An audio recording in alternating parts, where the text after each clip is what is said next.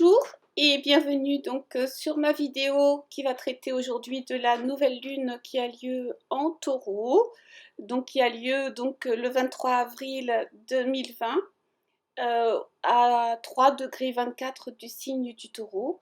Donc une nouvelle lune qui va impacter bien sûr les personnes qui sont nées sous le signe du Taureau évidemment, mais également toutes les personnes donc du signe du opposé, c'est-à-dire le Scorpion, le Lion et le Verseau. Dans les 3 degrés, si vous avez des planètes ou des points importants dans ces signes, vous allez bien sûr être impacté par ce que je vais vous raconter. Donc c'est une nouvelle lune particulière évidemment, puisqu'on est en période de confinement. Quelle joie. Donc tout est arrêté, bien sûr.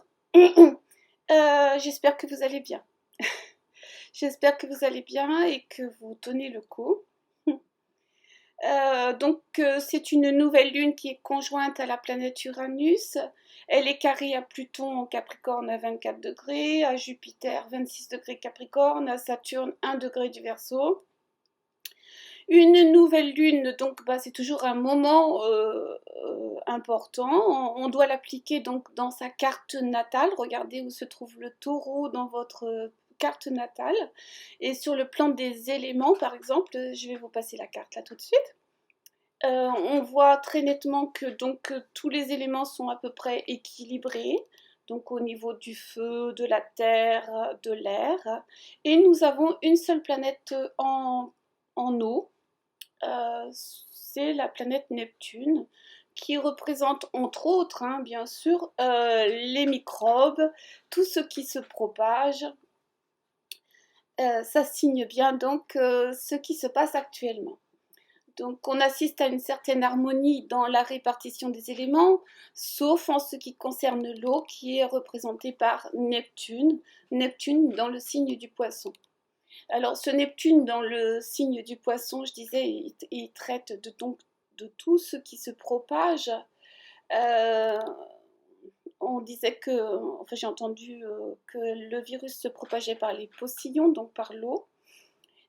C'est également, donc qu'est-ce que ça signifie dans notre carte du ciel, Neptune en Poisson? C'est donc la mythologie, les rêves, les pratiques qui permettent de se tourner vers le monde intérieur. L'hypnose, la méditation, le yoga, la religion, la spiritualité. Et puis donc le manque de limites, l'imagination à des fins créatives, et puis bien sûr la foi, la religion, le fait de se dévouer, de montrer sa générosité par rapport aux autres, de ne pas faire de différence entre les personnes. Donc bien sûr ça peut correspondre à l'image, le cinéma, l'artiste, le médium, l'infirmière évidemment, le médecin qui se dévoue corps et âme, et donc aussi ça peut correspondre à la possibilité donc pour les personnes qui sont très neptuniennes donc de faire du cinéma, d'être un acteur, un personnage, on se mélange à un personnage.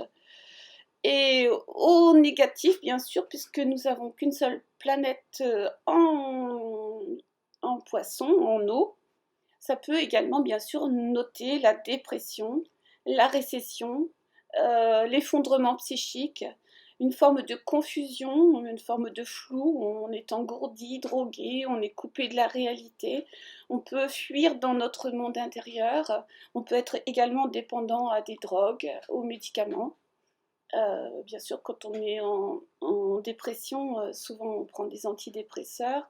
Ça peut bien sûr signer donc une activité engourdissante. Ça peut devenir une habitude malsaine, une addiction, surfer sur internet, regarder la télévision en boucle, rentrer dans une secte. Donc on est dans une bascule entre ces deux pôles, entre le côté dépression et le côté artistique éventuellement, ou aide aux autres qui peut être important dans cette lunaison. Maintenant pour les choses un peu plus positives évidemment, la nouvelle lune signe un nouveau départ dans un domaine où tombe cette triple conjonction. C'est un nouvel élan, on plante des nouvelles graines, des nouvelles intentions, on démarre quelque chose de neuf. Et en taureau, bien sûr, c'est également le signe du plan financier. Ça nous conforte à notre situation financière, à notre incarnation, à nos moyens, à notre alimentation, à notre corps. Donc le taureau parle de notre confort matériel, à la manière dont nous gérons nos ressources pour satisfaire notre besoin de sécurité. Alors, c'est une nouvelle lune donc qui parle de comment on fait pour résoudre ce problème de ressources, comment on développe par exemple ses dons artistiques par rapport au corps, comment on se recentre justement sur le corps, sur notre sensualité, sur nos sens. Ça peut parler également de créativité, de savourer le moment présent en toute sérénité. Le défaut du taureau, bien sûr, c'est la peur du changement. Et là, on est en plein dedans, donc on est obligé de s'adapter avec Uranus. On a une prise de conscience profonde par rapport à notre incarnation. C'est sûr que ça constitue une rupture brutale, bien sûr. L'autre défaut, ce serait de s'entêter et de refuser de changer quoi que ce soit. Et donc, on a un conflit actuellement entre justement ce besoin de changer les choses et donc l'ancien qui est représenté par Saturne, Jupiter et Pluton. La recherche de sécurité actuellement n'est pas facile du fait de la présence d'Uranus qui nous parle donc du bouleversement de nos sécurités, de nos habitudes, de notre nécessité d'innover, de moderniser par rapport aux nouvelles technologies, par rapport à Internet par exemple. Il peut y avoir des imprévus. De l'obligation de s'adapter à des changements, donc il y a un côté imprévisible. C'est sûr que cette pandémie, on ne l'avait pas du tout vue. Ou en tout cas, on n'avait pas déterminé que c'était ça, quoi. On savait qu'il y avait quelque chose, évidemment. On avait bien vu les astres, Saturne, Pluton en début d'année. Mais on n'avait pas du tout imaginé que ce serait comme ça. Donc on a une obligation dans cette nouvelle lune de s'adapter aux changements et de faire face aux chocs financiers, les éléments qui sortent du cadre du connu. Donc on sort du passé à une vitesse à laquelle on ne s'attendait pas. On peut avoir, pendant cette nouvelle lune, avoir à s'occuper de gérer les hauts et les bas sur le plan financier et devoir gérer donc un côté révolutionnaire, soudain de la planète Uranus, donc qui nous sort du cadre du connu. Si on parlait un peu politique, il est important actuellement d'inventer de toute urgence de nouvelles manières fraternelles d'approcher le monde et la destinée de la planète. Donc c'est sûr que cette nouvelle lune, puisqu'on est dans le taureau, qui parle de la lenteur, c'est-à-dire de se rapprocher de la nature, nous parle du changement dans le rapport de l'homme au temps. Donc, soit on prend le train, soit on prend l'avion, c'est sûr, mais ça n'a pas les mêmes impacts. Évidemment, on a tendance à vouloir aller vite, et dans le domaine de la communication également, dans le domaine de l'argent.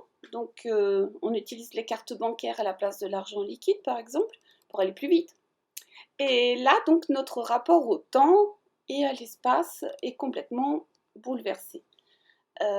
Uranus symbolise donc la cassure avec la structure concrète du monde ancien, du monde saturnien, d'un vieux monde. Comme vous le savez, en astrologie, Uranus, c'est l'octave supérieure de Mercure. Donc il indique une prise de conscience soudaine à travers des événements soudains, inattendus, qui nous bouleversent. Et donc quand on a Uranus qui rentre en scène, il nous confronte à nos choix, à notre modèle de vie. Voilà, c'est la fin d'une certaine routine qui nous sécurisait. Et donc, c'est la porte qui s'ouvre vers un avenir différent. C'est bien sûr, pendant cette période, on peut tomber amoureux, On peut être concentré donc sur nos sens, sur notre besoin de retrouver une vie plus calme, plus tranquille. En taureau, donc l'alimentation, l'agriculture, l'argent, les banques, le soin du corps, la lenteur, la patience. Il faut la nature profite agréablement de cette pandémie parce qu'elle reprend ses droits. Et donc, il est nécessaire en taureau de se détendre en contact avec la nature et de retrouver un mode de vie plus calme. Il va falloir faire table rase du passé en utilisant les anciennes structures du passé, comme par exemple reconstruire une maison, une cathédrale ou quelque chose qui a été écroulé. C'est l'ancien monde qui est écroulé.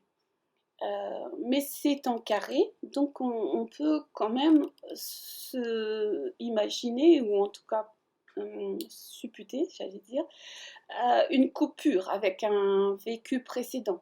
Donc les deux points qui sont impliqués dans ce carré sont en désaccord sur la manière d'obtenir et d'arriver à ce but. C'est la fin d'une époque, la fin d'une activité, il y a quelque chose qui disparaît et autre chose qui est en train de naître. Donc ça peut indiquer bien sûr une rupture souvent brusque, brutale. Il faut sortir du passé à une vitesse à laquelle on ne s'attendait pas. On peut bien sûr assister à un écroulement de ce à quoi on tenait le plus. Donc voilà. Donc les cadres des références sur le plan économique, bien sûr, nous mettent l'œil sur quelque chose qui n'allait plus. Les industries de l'automobile, du luxe, du tourisme s'inquiètent fortement. Donc les places boursières sont en baisse, ça fait vraiment référence au taureau. Tout ça à cause de ce virus, le coronavirus.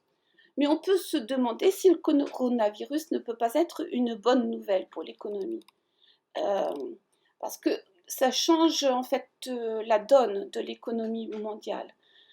Par exemple en Italie, la Lombardie, qui a été vraiment très touchée par l'épidémie, la Vénétie, représente à elle seule 30% de la richesse nationale, avec des grosses entreprises et une industrie du tourisme considérable.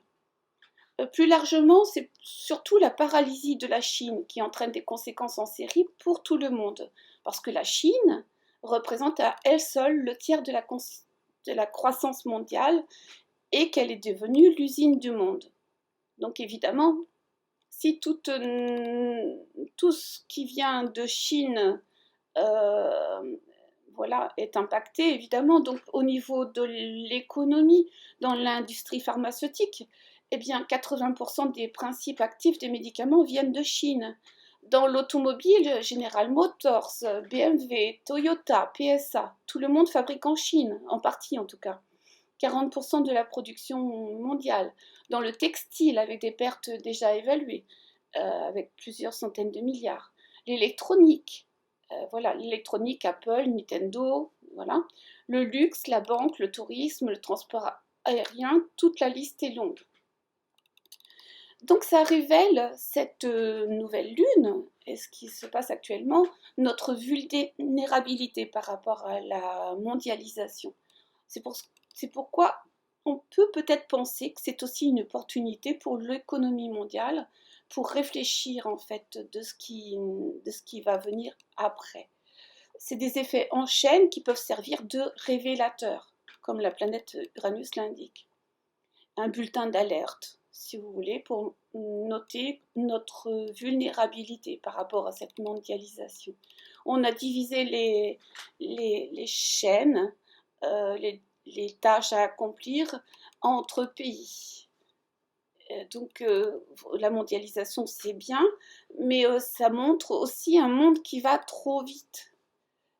Donc il est important actuellement de revoir au niveau de la relocalisation, produire plus près des lieux de consommation, évidemment, pour limiter les risques d'approvisionnement, pour résoudre ce problème. Donc ça implique un nécessaire changement de comportement du consommateur. Au niveau de la nature également, puisque c'est le signe aussi du taureau, on entend très nettement que la nature reprend ses droits, que les animaux reviennent et reprennent un peu du poil de la bête, si j'ose dire. Qu'au niveau des émissions de CO2, le transport aérien, bien sûr, étant impacté, on a une amélioration de l'air. Les émissions polluantes qui étaient liées aux usines. Donc, il est important que le commerce local et la production locale se développent pour réduire les émissions de CO2 liées au transport de marchandises, par exemple. Qu'est-ce que je pourrais dire aussi? Si on ajoute à ce paysage la volonté de l'Union européenne d'instituer une taxe carbone aux frontières, il peut devenir rapidement plus cohérent de fabriquer chez soi plutôt qu'à un autre bout du monde. Sur le plan astrologique, on a également Mars en Verseau qui est trigone à Vénus en Gémeaux. Mars en Verseau, donc la communication via les réseaux sociaux, le fait c'est des signes d'air. Donc la fonction de Mars est d'exciter tout ce qui peut être de la communication, des nouvelles idées. Et donc le rôle de Mars, c'est de mettre en action la capacité d'initiative. Et donc est en trigone, en bon aspect avec Vénus en Gémeaux, donc la communication entre les personnes est favorisée. On a également Mars carré Soleil-Lune en Taureau, donc on est contraint quand même de mettre en marche un nouveau système, des nouvelles techniques, de nous moderniser en quelque sorte et de nous ouvrir à l'informatique. Ça peut également amener de la maladresse. Évidemment, le confinement, ce n'est pas tous les jours facile. On peut également aussi avoir envie de ruer dans les brancards, évidemment. Notre sensibilité est exacerbée, donc on est perturbé par la peur de la contamination, bien sûr. Hein, la lune taureau carré Pluton, on a peur de la mort, évidemment. Et on a peur des intoxications, on a peur des empoisonnements. La lune, donc, c'est l'endroit où on cherche à trouver notre sécurité, à se réconforter, à se nourrir, à prendre soin de soi et à prendre soin des autres également. Et donc en carré à Pluton, donc on a peur franchement de perdre cette tranquillité d'esprit à cause de la peur de la contamination. Donc il peut y avoir une angoisse de vivre des événements bouleversants, douloureux. Et évidemment, la peur de la mort, c'est quand même quelque chose de très archaïque. Où est-ce que je devais dire également? Donc le transit de... Donc je disais Pluton met en lumière ce qui était caché jusque-là, et donc ce qui se trame par en dessous. Donc Pluton met en lumière ce qui est caché, ce qui se passe par en dessous. Donc on se demande quand on écoute les discours de nos dirigeants politiques, si en fait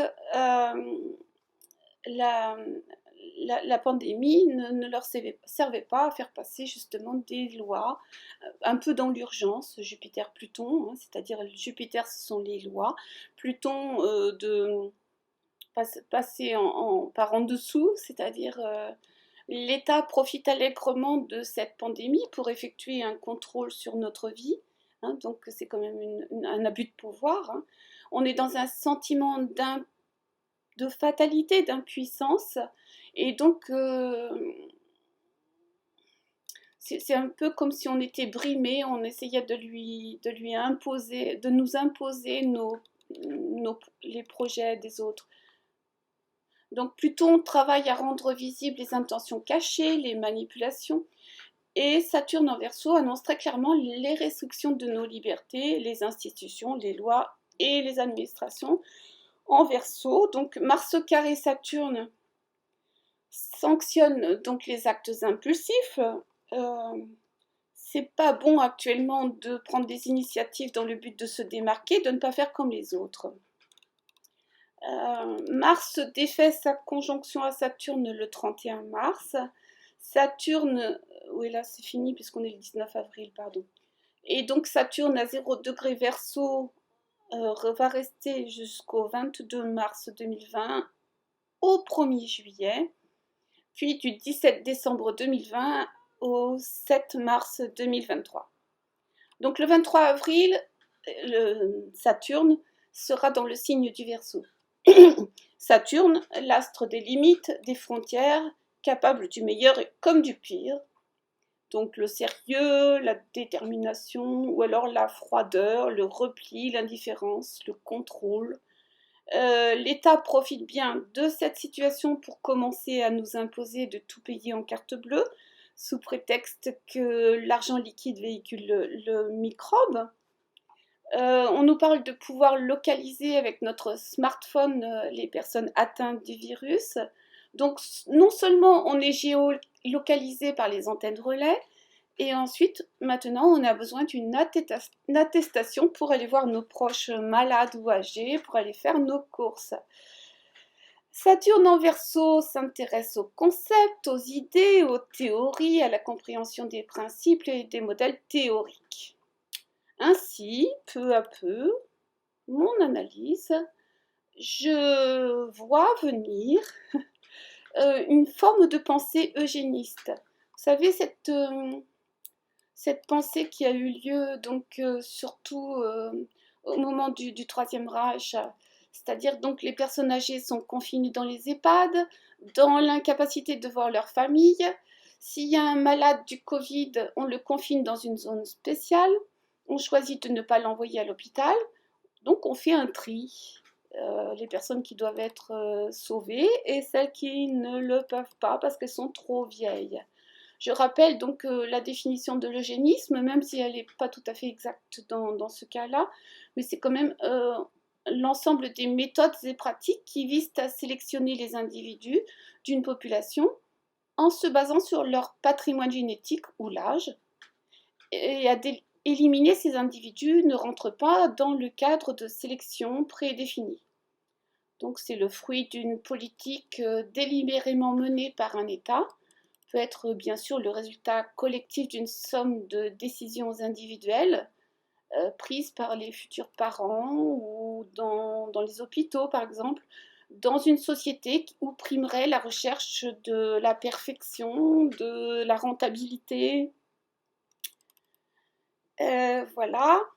Donc ça a été employé la première fois l'eugénisme en 1883. Et c'est au XXe siècle donc qu'il y a eu des programmes de stérilisation contrainte là où il y avait des personnes qui étaient en déficience mentale ou physique. Et voilà.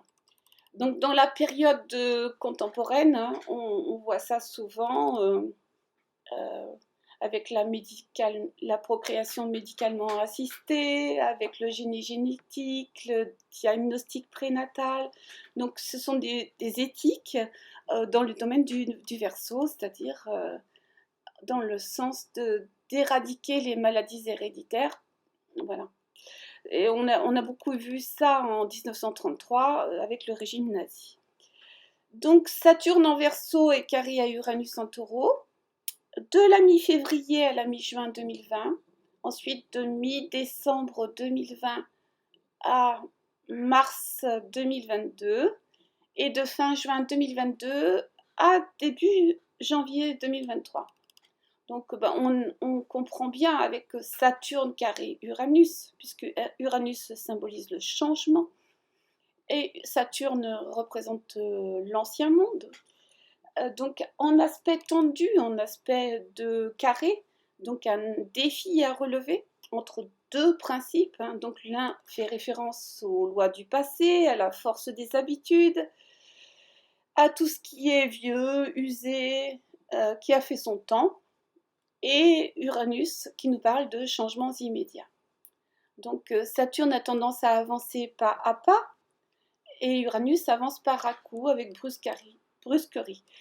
Donc aussi Uranus c'est l'autoritarisme, le contrôle, la surveillance avec les moyens techniques Uranus.